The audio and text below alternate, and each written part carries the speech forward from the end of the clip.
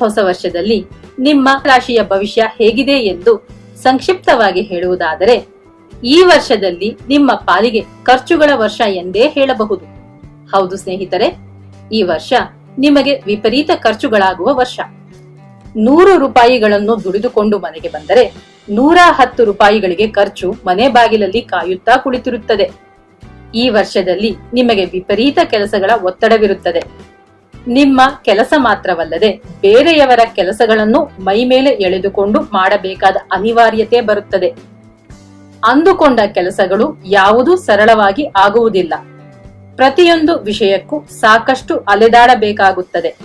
ಹಾಗೆಯೇ ವರಮಾನವು ಹೆಚ್ಚಾಗಿರುತ್ತದೆ. ಜೊತೆಯಲ್ಲೇ ನಿಮ್ಮ ಅಭಿವೃದ್ಧಿಯೂ ಆಗುತ್ತದೆ.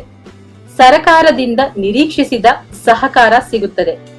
ಆಸ್ತಿಯ ತಕರಾರು ಅಂತ್ಯವಾಗುತ್ತದೆ. ತಾಯಿಯವರ ಆರೋಗ್ಯ ಸುಧಾರಿಸುತ್ತದೆ. ಒಳ್ಳೆಯ ಮನೆಗೆ ವಾಸ್ತವ್ಯ ಬದಲಾಯಿಸುವಿರಿ. ಆರೋಗ್ಯ ಸುಧಾರಿಸುತ್ತದೆ. ಕೋರ್ಟ್ ಕೇಸುಗಳು ನಿಮ್ಮಂತೆ ಆಗುತ್ತವೆ. ಹಳೆಯ ಸಾಲಗಳು ಒಂದೊಂದೇ ಕಂತಾಗಿ ತೀರಿಸುತ್ತಾ ಹೋಗುತ್ತೀರಿ. ಪುಣ್ಯಕ್ಷೇತ್ರಗಳಿಗೆ ಹೋಗಿ ಬರುವಿರಿ. ಪ್ರಯತ್ನಿಸಿದರೆ ಮನೆಯನ್ನು ಕಟ್ಟುವಿರಿ. ಶುಭ ಕಾರ್ಯಗಳನ್ನು ನೀವೇ ಮುಂದೆ ನಿಂತು ನಡೆಸುವಿರಿ. ಗಂಡ ಹೆಂಡತಿಯರ ನಡುವೆ ಬರುವ ಸಣ್ಣ ಪುಟ್ಟ ಮನಸ್ತಾಪಗಳನ್ನು ದೊಡ್ಡದಾಗಿಸುವುದು ಬೇಡ. ಮಕ್ಕಳ ಜೊತೆ ಮೃದುವಾಗಿ ವರ್ತಿಸಿ.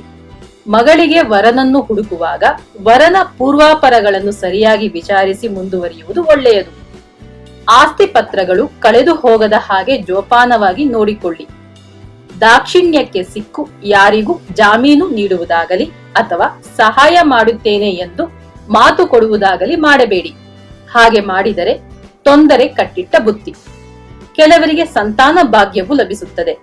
ಮಕ್ಕಳ ಉನ್ನತ ವ್ಯಾಸಂಗ, ಉದ್ಯೋಗ, ಮದುವೆಗೆ ಸಂಬಂಧಪಟ್ಟ ಪ್ರಯತ್ನಗಳು ಫಲಪ್ರದವಾಗುತ್ತದೆ.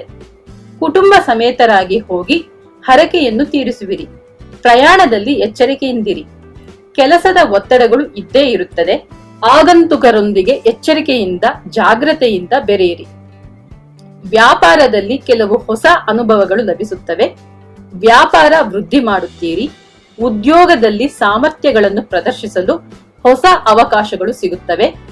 ಒಂದೇ ಸಮಯದಲ್ಲಿ 2-3 ಕೆಲಸಗಳನ್ನು ಮೈ ಮೇಲೆ ಎಳೆದುಕೊಂಡು ಕೆಲಸ ಮಾಡಬೇಕಾಗಿ ಬರುತ್ತದೆ.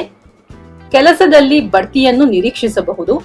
ಹಳೆಯ ಸಂಬಳದ ಬಾಕಿ ಇದ್ದ ಹಳೆಯ ಸಂಬಳದ ದುಡ್ಡು ಕೈ ಸೇರುತ್ತದೆ. ಹೆಣ್ಣು ಮಕ್ಕಳು ವಿದ್ಯಾಭ್ಯಾಸದಲ್ಲಿ ಪ್ರಗತಿ ತೋರಿಸುವರು.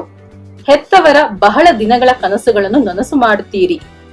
ಗಂಡು ಮಕ್ಕಳು ಹುಡುಗಾಟಿಕೆಯನ್ನು ಕಡಿಮೆ ಮಾಡಿಕೊಂಡು ತರಗತಿಗಳಲ್ಲಿ ಪಾಠ ಪ್ರವಚನಗಳಲ್ಲಿ ಹೆಚ್ಚುವರಿ ಗಮನ ಹರಿಸುವುದು ಒಳ್ಳೆಯದು. ಕಲಾವಿದರು ವಿಮರ್ಶೆಗಳನ್ನು ಲೆಕ್ಕಿಸದೆ ಮುಂದುವರಿಯುವಿರಿ. ಹೊಸ ಹೊಸ ಅವಕಾಶಗಳು ಲಭಿಸುತ್ತದೆ.